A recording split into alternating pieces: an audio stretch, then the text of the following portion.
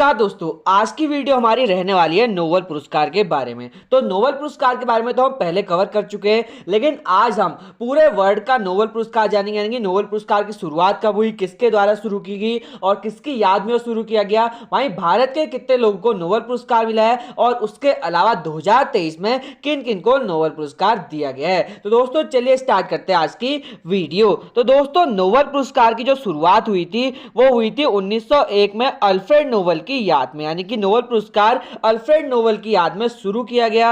वहीं Alfred Nobel कौन थे? तो स्वीडन के वैज्ञानिक थे, जिनके द्वारा 25 नवंबर 1867 में डायनामाइट की खोज की गई। ठीक है दोस्तों, नोबेल पुरस्कार अल्फ्रेड नोबेल की याद में दिया जाता है, जो कि 1901 से शुरू हुआ।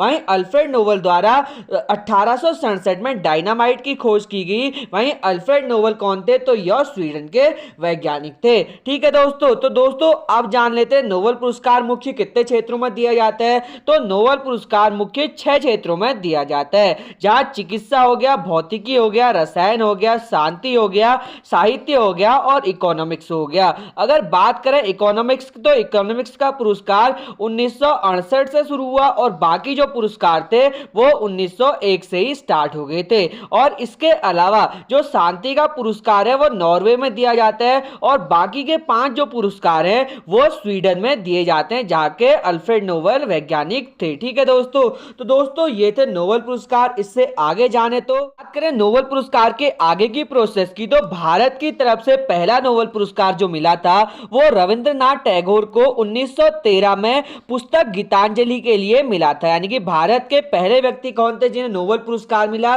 तो यह रविंद्रनाथ टैगोर थे, जिन्हें 1913 में पुस्तक गीतांजलि के लिए साहित्य में नोबेल पुरस्कार दिया गया। वहीं अगर बात करें सबसे कम उम्र में यह किसे मिला है, तो मलाला यूसुफजई, जो कि 17 वर्ष की उम्र में इन्हें नोबेल पुरस्कार दिया गया है। और किस क्षेत्र में दिया गया है? तो शांति के क्षेत्र में नॉर्वे में उन्हें यह पुरस्कार दिया गया। वहीं अगर बात करें कि सबसे अधिक उम्र में यह पुरस्कार किसे मिला है, तो जॉन गुड इनफ को सबसे अधिक उम्र यानी कि 97 की एज में यह पुरस्कार दिया गया। और उनकी शोध क्या थी? तो उनको रसायन विज्ञान यानी कि केमिस्ट्री के क्षेत्र में लिथियम आयन बैटरी के क्षेत्र में यह पुरस्कार दिया गया।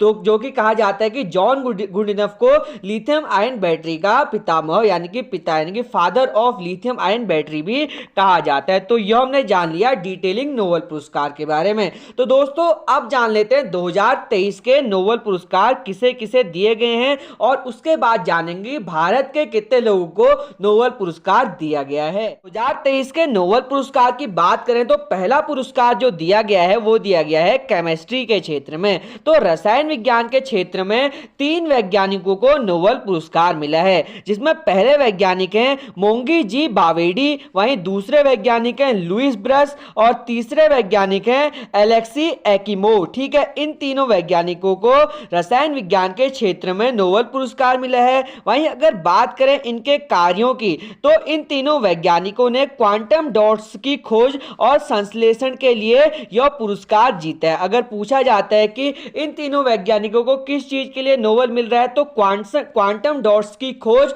और उनके संश्लेषण के लिए इन तीनों वैज्ञानिकों को यह पुरस्कार दिया गया है। ठीक है दोस्तों, तो चलिए बढ़ते हैं अपने अगले पुरस्कार की ओर। हम अगला पुरस्कार जानते हैं। तो अगला नोबेल पुरस्कार फिजिक्स यानी कि भौतिक विज्ञान के क्षेत्र में मिला है। वहीं भौतिक विज्ञान के क्षेत्र में भी 3 वैज्ञानिकों को यह पुरस्कार दिया गया है, जहां पहले वैज्ञानिक है पियरे एगोस्टिनी, जो कि अमेरिका के वैज्ञानिक हैं। दूसरे वैज्ञानिक है फ्रैंक क्रॉस, जो कि जर्मनी के वैज्ञानिक हैं। और तीसरे वैज्ञानिक है एनियल हुडलियर, जो कि स्वीडन के वैज्ञानिक हैं। और इन तीनों वैज्ञानिकों को भी भौतिकी यानी कि फिजिक्स के क्षेत्र में 2023 में नोबेल पुरस्कार दिया गया है। अगर बात करें इन्होंने किस चीज में शोध किया जिस कारण यह पुरस्कार दिया गया है, तो प्रकाश की बहुत छोटी तरंगों के साथ इलेक्ट्रॉन को दुनिया में प्रदर्शित करने के लिए इन्हें यह नोबेल पुरस्कार दिया गया। यानी कि जो प्रकाश होता है यानी कि लाइट होती है उसकी बहुत छोटी तरंग यानी कि बहुत कम पावर के साथ इन्होंने इलेक्ट्रॉन को दुनिया में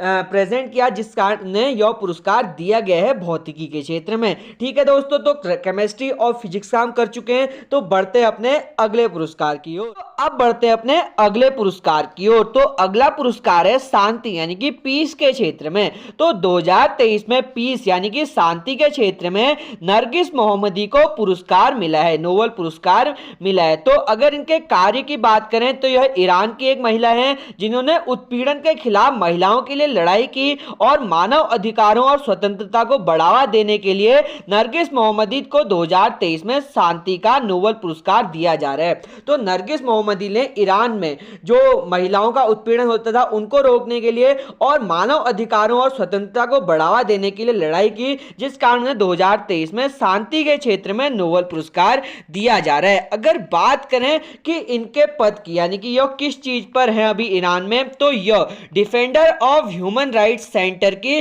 वाइस प्रेसिडेंट है। ठीक है दोस्तों, कौन है? तो डिफेंडर ऑफ ह्यूमन राइट्स की वाइस प्रेसिडेंट हैं फिलहाल में, कौन? नरगिस मोहम्मदी। ठीक है दोस्तों, तो यह हो जाता है हमारा पीस यानी कि शांति के क्षेत्र का नोबेल पुरस्कार। तो आशा करता हूं कि आपको केमिस्ट्री, फिजिक्स और शांति का समझ आ गया होगा। तो अगले पुरस्कार की ओर बढ़ते हैं। अब जानते हैं अपना अगला, यानी कि मेडिसिन के क्षेत्र में नोबेल किसे दिया गया है। तो मेडिसिन के क्षेत्र में 2023 में 2 लोगों को यह पुरस्कार दिया गया है, जहां पहले व्यक्ति हैं कैटलिन कारिको और दूसरे व्यक्ति हैं ड्रू वेम्सन। ठीक है, 2 लोगों को यह पुरस्कार मिला है, कौन? कैटलिन कारिको और ड्रू वेम्सन को मेडिसिन के क्षेत्र में पुरस्कार दिया गया है। अगर बात करें इनके कार्य की, तो इन वैज्ञानिकों ने न्यूक्लियोसाइड बेस्ड संशोधन के संबंध में खोज की थी, जो कि कोविड-19 की वैक्सीन बनाने में बहुत मददगार हुई थी। तो इन्होंने जो खोज की थी वो न्यूक्लियोसाइड बेस्ड संशोधन की खोज की थी, जिससे कोविड-19 की वैक्सीन बन पाई। तो जिस कारण इन्हें 2023 में नोबेल पुरस्कार दिया जा रहा है मेडिसिन के क्षेत्र में। ठीक है दोस्तों, तो अब हमने जान लिए अपने 4 पुरस्कार, जहां हमने जाना रसायन विज्ञान, भौतिक विज्ञान, उसके बाद जाना हमने शांति, और अब जान चुके हैं हम मेडिसिन। तो अब बढ़ते हैं अपने 5वें पुरस्कार यानी कि साहित्य के क्षेत्र में पुरस्कार पर। आज का हमारा 5वां जो पुरस्कार है वो है लिटरेचर यानी कि साहित्य के क्षेत्र में। तो 2023 में साहित्य यानी कि लिटरेचर के क्षेत्र में जॉन फ्रांसे को यह पुरस्कार दिया जा रहा है, यानी कि नोबेल पुरस्कार दिया जा रहा है। अगर बात करें उनके कार्य की, तो उनके नाटकों और गद्य लेखन के लिए उन्हें 2023 में नोबेल पुरस्कार दिया जा रहा है। ठीक है दोस्तों, तो दोस्तों जॉन फ्रांसे कहाँ के वैज्ञानिक क्वेश्चन आता है, तो नॉर्वे के वैज्ञानिक है। ठीक है दोस्तों, नॉर्वे के वैज्ञानिक हैं जो कि साहित्य लिखा करते हैं। ठीक है, लिटरेचर लिखा करते हैं। वहीं अगर इनके लिखने की शैली की बात करें तो फ्रांसे मिनिमिलिज्म नाम की शैली में यह अपने उपन्यास लिखते हैं। और अगर बात करें इनका पहला उपन्यास कौन सा था, तो 1983 में राउट स्क्वाड नाम का इन्होंने एक उपन्यास लिखा था, जो कि इनका पॉपुलर उपन्यास है। ठीक है दोस्तों, तो कौन सी शैली में लिखते हैं, तो फ्रांसे मिनिमिलिज्म नाम की शैली में लिखते हैं। कहां के वैज्ञानिक है, तो नॉर्वे के वैज्ञानिक हैं। और इसके अलावा इनकी पहली बुक कौन सी थी, तो राउट स्क्वाड नाम की इनकी पहली बुक थी, जो कि 1983 में स्टैब्लिश्ड यानी कि पब्लिश हुई थी। ठीक है दोस्तों, तो यह हुआ हमारा साहित्य का नोबेल। बात करते हैं अपने छठे क्षेत्र यानी कि अर्थशास्त्र के नोबेल की। तो पिछली वीडियो में हमने 5 ही नोबेल पुरस्कार डिस्क्राइब किए थे, क्योंकि जो छठा नोबेल पुरस्कार था वो डिक्लेयर नहीं हुआ था। वहीं जो छठा नोबेल पुरस्कार अर्थशास्त्र का नोबेल था वो 9 अक्टूबर को डिक्लेयर हुआ, और उससे पहले हमारी वीडियो आ चुकी थी। तो दोस्तों आज की वीडियो हम बात करेंगे अर्थशास्त्र के नोबेल पुरस्कार की। तो इकोनॉमिक्स में जो नोबेल पुरस्कार दिया गया है वो दिया गया है क्लाउडिया गोल्डिन को। ठीक है, 2023 में क्लाउडिया गोल्डिन को अर्थशास्त्र के क्षेत्र में नोबेल पुरस्कार दिया गया है। वहीं अगर बात करें क्लाउडिया गोल्डिन की, तो यह हार्वर्ड विश्वविद्यालय के एक प्रोफेसर हैं क्लाउडिया गोल्डिन। ठीक है दोस्तों, वहीं 2023 में इन्हें नोबेल पुरस्कार दिया गया है अर्थशास्त्र के क्षेत्र में। ठीक है दोस्तों, वहीं अगर बात करें इनके शोध की,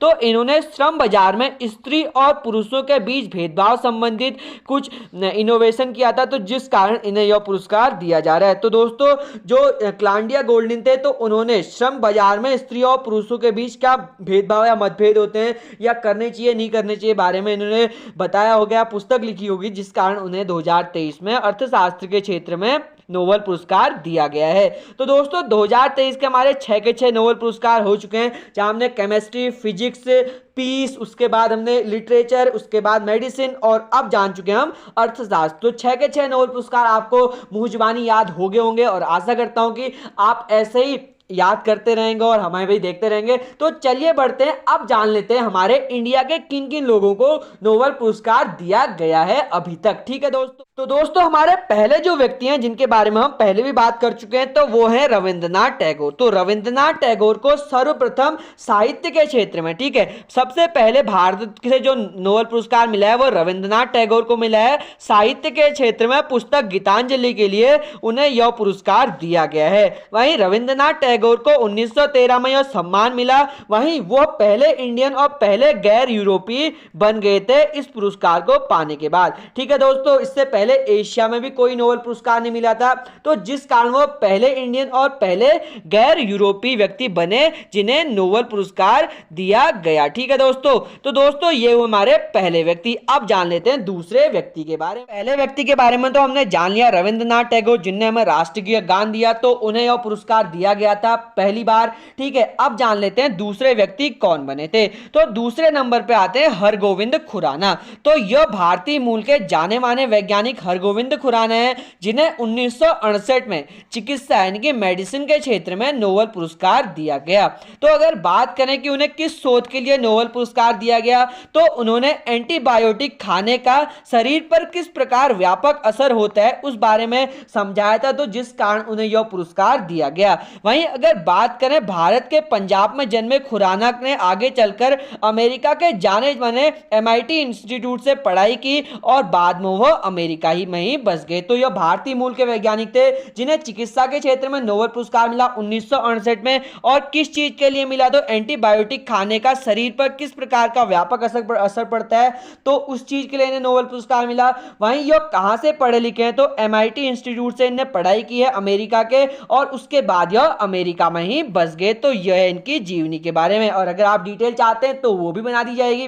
तो चलिए जानते हैं अपने तीसरे नोबेल पुरस्कार यानी कि तीसरे इंडियन जिन्हें नोबेल पुरस्कार दिया गया था। दोस्तों आप जान लेते हैं भारत के तीसरे नोबेल पुरस्कार विजेता व्यक्ति के बारे में। तो तीसरे जो व्यक्ति थे वो थे सीवी रमन, जो कि भौतिक विज्ञान के बहुत बड़े साइंटिस्ट हुए हैं। तो इनका जन्म मद्रास में 1888 में होता है। वहीं इनका जो विषय था वो था भौतिक विज्ञान। यह भौतिक विज्ञान के बहुत बड़े शोधकर्ता थे और उन्होंने प्रकाश से जुड़े प्रभावों की खोज की थी, जिन्हें हम रमन इफेक्ट भी कहते हैं। तो जिस कारण उन्हें 1930 में फिजिक्स यानी कि भौतिकी के क्षेत्र में नोबेल पुरस्कार दिया गया। तो ठीक है, जो सीवी रमन का जन्म हुआ था 1888 में मद्रास में हुआ था। वहीं इनका जो पसंदीदा यानी कि जिनमें उन्होंने शोध किए थे वो था फिजिक्स यानी कि भौतिक विज्ञान का पसंदीदा विषय था, और इन्हें प्रकाश से जुड़े प्रभावों की खोज के लिए नोबेल पुरस्कार दिया गया, जिसे हम रमन इफेक्ट भी कहते हैं। और इन्हें कब नोबेल पुरस्कार मिला था, 1930 में इन्हें फिजिक्स में नोबेल पुरस्कार मिला है। ठीक है दोस्तों, यह हो गया हमारा तीसरा नोबेल पुरस्कार विजेता भारत से। ठीक है दोस्तों, तो चलिए बढ़ते हैं अपने चौथे पुरस्कार यानी कि चौथे व्यक्ति की। अब बात करते हैं अपने अगले नोबेल पुरस्कार विजेता की। तो अगले नोबेल पुरस्कार विजेता है VS न्यायपाल। तो VS न्यायपाल का जन्म त्रिनिदाद एंड टोबैगो में होता है। वहीं इनका जो पूरा नाम होता है वो होता है विद्याधर सूरज प्रसाद न्यायपाल। ठीक है दोस्तों, इनका नाम क्या होता है, तो पूरा नाम विद्याधर सूरज प्रसाद न्यायपाल होता है, जिसे VS न्यायपाल भी हम कहा करते हैं। तो अगर बात करें इनके पूर्वजों की, तो इनके पूर्वज गोरखपुर से ग्रिमिटिया मजदूर के रूप में त्रिनिदाद पहुंचे थे, जहां इनका जन्म होता है। ठीक है दोस्तों, इनके पूर्वज कहां के थे, तो गोरखपुर के थे, जो कि ग्रिमिटिया मजदूर बनकर त्रिनिदाद पहुंचे थे। और अगर बात करें न्यायपाल की, तो न्यायपाल के उपन्यास भारत में काफी महत्व दिया। ठीक है, न्यायपाल के उपन्यासों ने भारत को काफी महत्व दिया, और लेकिन इनके जो उपन्यास थे वो भारतीय नजर से काफी विवादित भी रहे। ठीक है दोस्तों, लेकिन भारत को लेकर इनका जो नजरिया था वो काफी विवादित था, जिस कारण इनके जो उपन्यास थे वो भी काफी विवादित रहे। ठीक है दोस्तों, वहीं अगर बात करें ब्रिटेन में बसे न्यायपाल को 2001 में साहित्य के क्षेत्र में नोबेल पुरस्कार दिया गया। ठीक है दोस्तों, तो यह कहां बस गए थे, तो पहले इनका जन्म होता है त्रिनिदाद टोबैगो में, और उसके बाद ये भारत के, इनके पूर्वज कहां के थे, तो भारत के थे, तो जिस कारण इन्हें भारत का ही माना जाएगा। वहीं इन्होंने जो उपन्यास भारत में काफी महत्व रखते हैं इनके उपन्यास पर, इनका उपन्यास का जो लिखने का नजरिया था वो काफी विवादित था भारत में। तो लेकिन ब्रिटेन में बस गए थे, तो जिस कारण न्यायपाल को 2001 में साहित्य के क्षेत्र में नोबेल पुरस्कार दिया गया था। ठीक है दोस्तों, तो ये हमारे अगले यानी कि फोर्थ नोबेल पुरस्कार विनर हो गए। ठीक है दोस्तों, तो चलिए अपने अगले नोबेल पुरस्कार विजेता के बारे में जानते हैं। अगले हमारे नोबेल पुरस्कार विजेता हैं वेंकट रामकृष्णन। तो वेंकट रामकृष्णन भारतीय मूल के वेंकट रामकृष्णन मदुरै में जन्मे थे। ठीक है दोस्तों, इनका जन्म कहाँ हुआ था? तो मदुरै में इनका जन्म हुआ था। वहीं ये कहाँ के मूल के थे? तो ये भारतीय मूल के थे। वहीं इस समय कैम्ब्रिज में पठन पाठन करते थे। ठीक है दोस्तों, वहीं इन्होंने जो पठन पाठन किया वो कहाँ किया? तो कैम्ब्रिज में इन्होंने पठन पाठन किया और उन्हें 2009 में राइबोसोम के स्ट्रक्चर और कार्य प्रणाली के लिए केमिस्ट्री में नोबेल पुरस्कार दिया गया। ठीक है दोस्तों, तो ये भारतीय मूल के थे जिनका जन्म होता है मदुरै में, वहीं इनकी जो पढ़ाई होती है वो कैम्ब्रिज में होती है। ठीक है दोस्तों, वहीं इसके बाद 2009 में इनको राइबोसोम के स्ट्रक्चर और कार्य प्रणाली की खोज करने के कारण केमिस्ट्री यानी कि रसायन विज्ञान के क्षेत्र में नोबेल पुरस्कार दिया जाता है 2009 में। ठीक है दोस्तों, यह हो जाता है इसका इंपॉर्टेंट पॉइंट। तो चलिए आगे बढ़ते हैं और अपने अगले नोबेल पुरस्कार विजेता के बारे में जानते हैं। अगला नोबेल पुरस्कार जाता है मदर टेरेसा को। तो मदर टेरेसा अल्बानिया की होती है। ठीक है दोस्तों, अल्बानिया मूल की मदर टेरेसा होती है, जो कि बाद में कहाँ जाती है? कोलकाता में आ जाती है। वहीं वो कोलकाता के गरीब और पीड़ित लोगों के लिए जो करती है वो दुनिया में अभूतपूर्व माना जाता है। ठीक है दोस्तों, ऐसा कोई भी नहीं करता, तो जिस कारण मदर टेरेसा को मदर की उपाधि दी जाती है। तो जिस कारण मदर टेरेसा की मृत्यु के बाद भी उनकी कोलकाता में एक फ्रेंचाइजी है जो कि गरीबों की मदद करती है। ठीक है दोस्तों, उनकी संस्था आज भी चलती है जो गरीब लोगों की मदद करती है। तो जिस कारण 1979 में मदर टेरेसा को शांति यानी कि पीस के क्षेत्र में नोबेल पुरस्कार दिया जाता है उनके इन कामों के लिए, क्योंकि मदर टेरेसा यानी कि मां के रूप में आई थी, जो कि कोलकाता भारत के जो गरीब वर्ग के लोग थे उनके लिए एक इंस्पिरेशन थी और उनको खाना देती थी, उनको बिस्तर देती थी, उनको रहने खाने के लिए देती थी। तो जिस कारण 1979 में मदर टेरेसा को पीस यानी कि शांति के क्षेत्र में नोबेल पुरस्कार दिया जाता है। ठीक है दोस्तों, नोबेल पुरस्कार विजेता है हमारे सुब्रमण्यम चंद्रशेखर। तो यह पहले भारतीय मूल के ही थे। सुब्रमण्यम चंद्रशेखर का जन्म 1910 में लाहौर में होता है, जो कि अभी पाकिस्तान में पड़ता है, पर 1947 से पहले यह भारत में ही आता था।